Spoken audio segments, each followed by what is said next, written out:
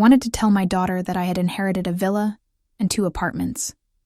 But before I could even dial her number, I heard something that left me frozen in my own silence. Something that didn't just break my heart. It tore through the fragile piece I had spent years stitching together. One lonely day at a time. Please.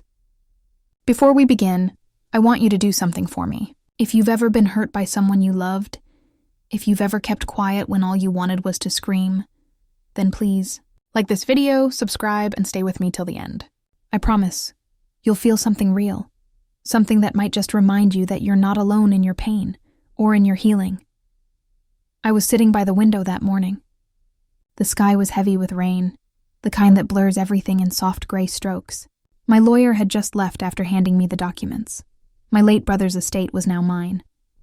A villa in the countryside, 2 apartments in the city. It was strange, holding that kind of power after a lifetime of being left with so little. My first thought wasn't the property. It was my daughter, Anna. She was my everything once. My little reason to wake up when my husband left. She was the one who made me laugh through my tears. The one who'd say, "Mom, we don't need anyone else. We have each other." But somewhere along the way, life changed her. Or maybe it changed me. When my husband walked out years ago, Anna was only 15. Too young to understand, too old to forget. I remember her standing in the doorway, her small hands clenched into fists, yelling at her father not to go. He didn't even turn around, just closed the door, and took every ounce of warmth from that house with him. In the years that followed, I tried everything. I worked 2 jobs, smiled when I wanted to cry, made her favorite meals even when we couldn't afford much.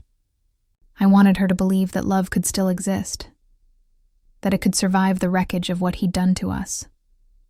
But the world outside whispered to her differently. She began to resent me for the long hours, the worn-out clothes, the old car that broke down every other week. She started spending more time with her father again after he remarried. I told myself it was okay. She needed both parents. But deep down, I was terrified. Terrified that he'd poison her against me, and maybe... He did. Years passed. She moved out, got married. We talked, but only when she needed something. A signature, a favor, a check. Love became polite small talk. Motherhood turned into a memory. So when I heard about the inheritance, I thought, maybe this is my chance. My chance to bring her back into my life. Not with money, but with love disguised as opportunity. I imagined telling her, seeing her smile, hearing her say, "Mom, I'm proud of you." Just once. But before I could, my phone rang. It was an old friend, someone who still spoke to Anna occasionally. Her voice trembled. "You might want to sit down," she said. I remember the way my hands shook as I held the phone, the way the world seemed to pause, waiting for me to be ready for another kind of heartbreak. "She said something about you last night at a dinner," my friend whispered. "She said she hopes you don't live too long, because she doesn't want to share anything when you're gone." At first, I thought I misheard. I asked her to repeat it. She did, slowly, clearly, and every word cut deeper than the one before. I wanted to scream, to deny it, to tell myself that it was just gossip. But something inside me went quiet instead, that deep, heavy silence that comes when truth finally finds its way home. My daughter, the child I had raised through every storm, saw my existence as an obstacle. I sat there, staring at the inheritance papers, and felt a strange kind of emptiness. The villa, the apartments, they suddenly looked like ruins. Not buildings, but tombstones of everything I had lost trying to be a good mother. For days, I didn't leave the house. I kept replaying our last conversation in my head. How she'd rushed off the phone, how she hadn't asked if I was okay. I wondered if she ever looked back on her childhood and saw me. Not the broken woman left behind, but the one who stayed, who never gave up on her. But then again, maybe that was the problem. I had never stopped giving, even when there was nothing left to give. On the 4th night, I took a walk. The air smelled like rain again. I passed by a park where mothers played with their daughters, laughter echoing through the mist. I felt a sting of jealousy, but also something else, acceptance. Maybe love isn't always returned. Maybe it's not meant to be. When I got home, I opened the inheritance file again. And this time, I didn't think about Anna. I thought about the woman I used to be, the one who had spent her whole life waiting for validation, love, and approval. I realized I didn't need to keep chasing people who had already decided to walk away. I decided to use that inheritance to start over, not to punish her, but to finally choose myself. But life had more lessons waiting. A week later, Anna called. Her voice was light, almost rehearsed. "Mom, how are you?" she asked, as if she hadn't forgotten my birthday 2 weeks ago. I could hear noise behind her, maybe a restaurant, maybe laughter. "I'm fine," I said softly. "It's been quiet," she paused, then asked, "I heard Uncle's gone. Did he leave anything?" That was the moment I knew my silence was worth more than any answer I could give. I smiled. One of those tired, knowing smiles you give when you finally understand how much peace costs. "Yes," I said. "He did, but I haven't decided what to do with it yet." There was a flicker of impatience in her voice, hidden under fake sympathy. "Well, you should think about it soon. Maybe invest or something." "I will," I replied. "Thank you for the advice." And then I did something I hadn't done in years. I hung up first. When I put the phone down, I didn't cry. I didn't shake. I just sat in the quiet, letting the rain outside echo the soft rhythm of my peace returning. For the first time in my life, I wasn't waiting for her to come home. I was already home, within myself. But what I didn't know then was that this peace wouldn't last long, because just when I thought I had finally healed, life was about to hand me one last unexpected test, one that would reveal the truth behind my daughter's words, and the secret she never wanted me to know. I didn't sleep that night. I kept turning in bed, staring at the ceiling as the sound of rain tapped softly against the window. The house felt larger than it was, hollow, echoing, too quiet for comfort. I thought about calling Anna again, just to hear her voice, to ask her if it was true, but a part of me already knew. And the truth is, when someone's love starts dying, you can feel it long before they stop calling you Mom. The next morning, I made myself coffee.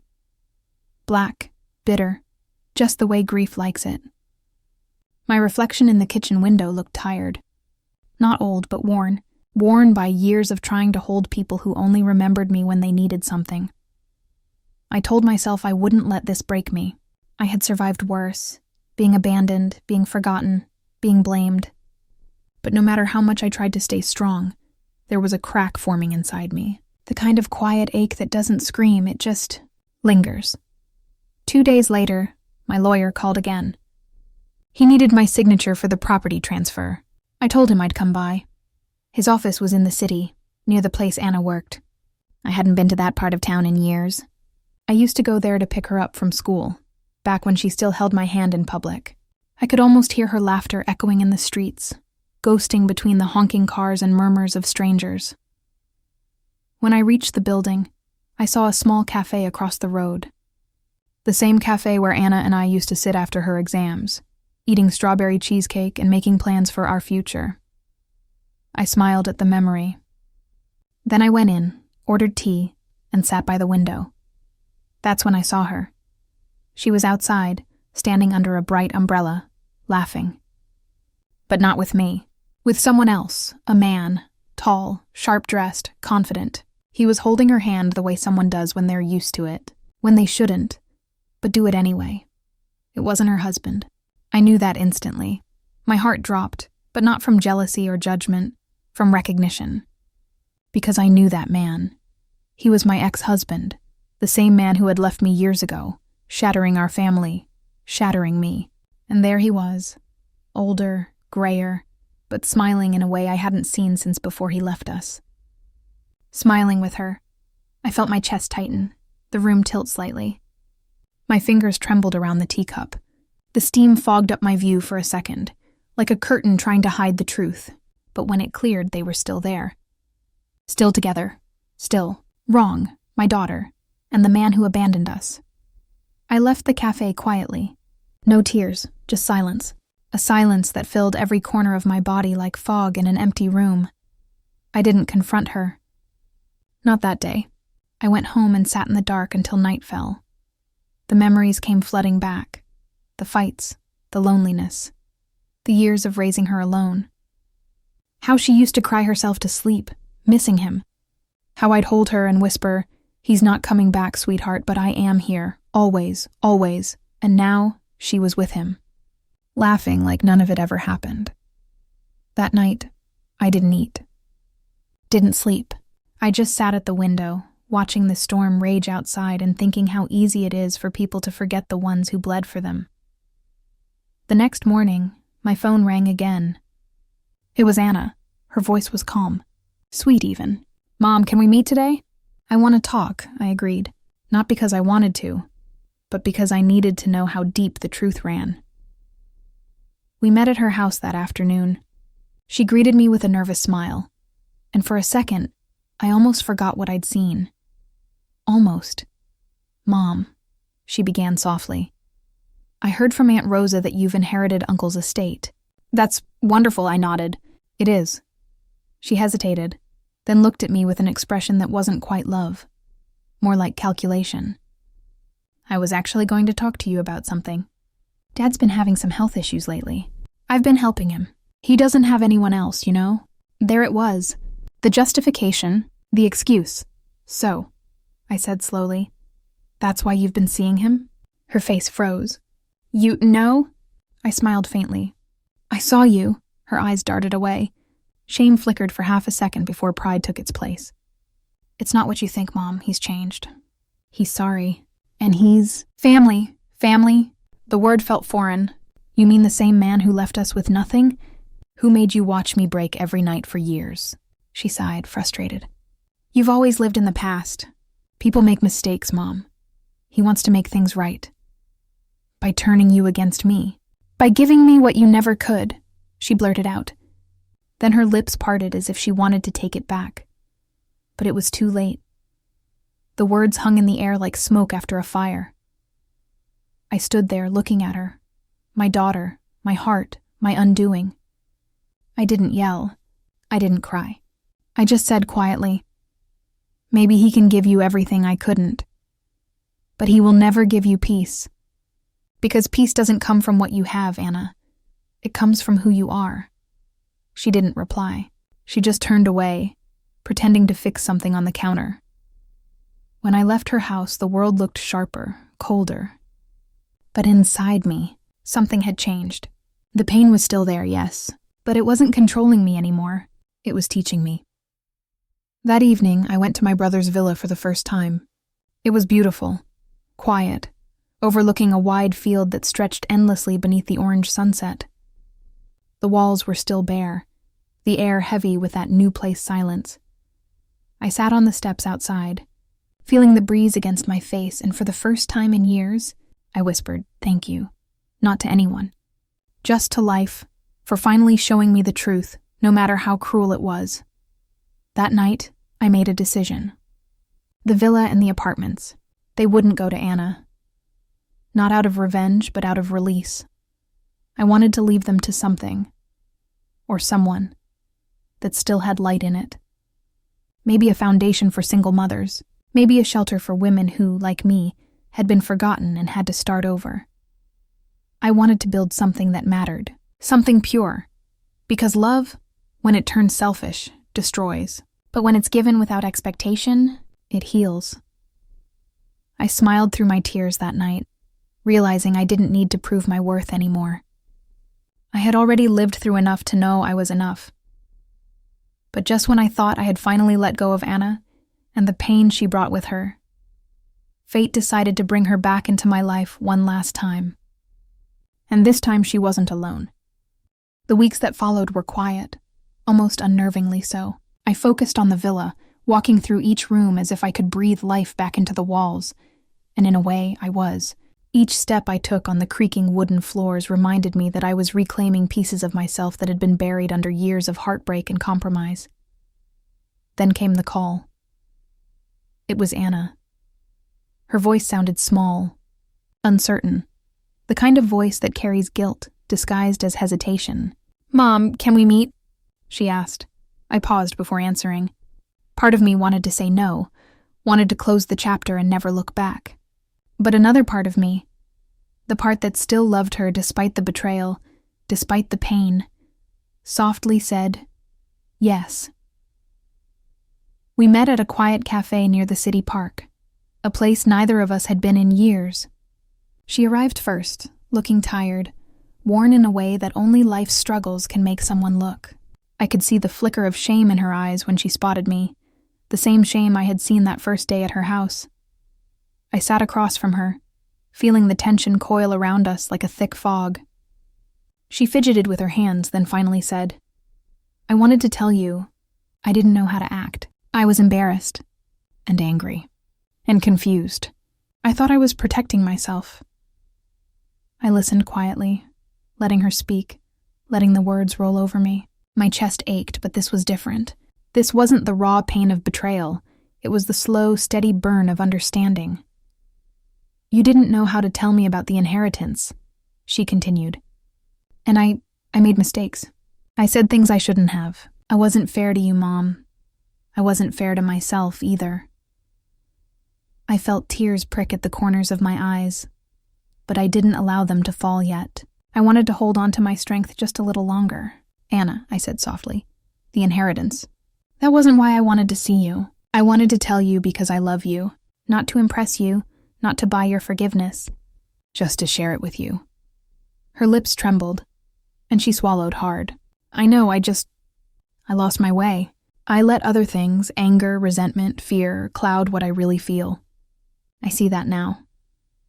I reached across the table and placed my hand over hers. The gesture was small, but it carried the weight of years of silence, years of longing, years of heartbreak. "You know," I said, "for a long time I thought love meant giving and never receiving. I thought my worth depended on you, on your happiness, on approval I would never get. But I've learned love is stronger when it's free, when it's not bound by expectations. And my worth, it's mine, Anna, always mine." She nodded, tears glistening in her eyes now, and whispered, "I understand. I do. I'm sorry, Mom. Truly." For the first time in a long time, I felt the heaviness in my chest lift. It didn't vanish completely. Some wounds take longer to fade. But it loosened just enough for me to breathe fully again. We sat there for a long while, talking about small things first. Her work, my new projects with the villa, memories from our past. And as we spoke, I realized something profound. She had not returned because of the inheritance, nor had she come back to reconcile with what she'd done. She came back because she wanted to reconnect, to heal herself, and perhaps to heal me too. In the weeks that followed, we rebuilt our relationship slowly, carefully. No grand gestures, no promises of perfection. Just moments of honesty, moments of laughter, moments of shared silence that spoke louder than words ever could. And in those moments, I discovered the final lesson that life had been teaching me all along. Forgiveness is not a gift you give to others. It is the bridge you build to free yourself. I used the inheritance, not for Anna, not for anyone else, but for my own journey. I renovated the villa and apartments, creating spaces that helped others, single mothers, women who had been abandoned, children who had grown up in silence. I found joy in creating safety, comfort, and love where it had once been absent. Occasionally, Anna would visit, and we would walk through the villa together, laughing and reminiscing, sometimes sitting quietly in the garden, just being present. And though she had made mistakes, though the past could never be undone, I understood that love had its own rhythm, sometimes slow, sometimes painful, sometimes silent, but always resilient. And as I stood on the veranda one evening, looking out over the fields bathed in the golden light of sunset, I felt a peace I had never known before. Not because life had been perfect, not because everyone had been fair, but because I had finally reclaimed myself. I had survived betrayal, disappointment, and neglect. I had loved without expectation, and I had forgiven, not for anyone else, but for me. And in that, I found freedom strength, and the quiet, enduring beauty of my own heart. Sometimes life doesn't give you the story you expected. It gives you something more profound, the story of who you are when all else falls away. And I am proud of her. I am proud of me. Because at the end of it all, we learned that love, when untainted by selfishness, heals, even the deepest wounds.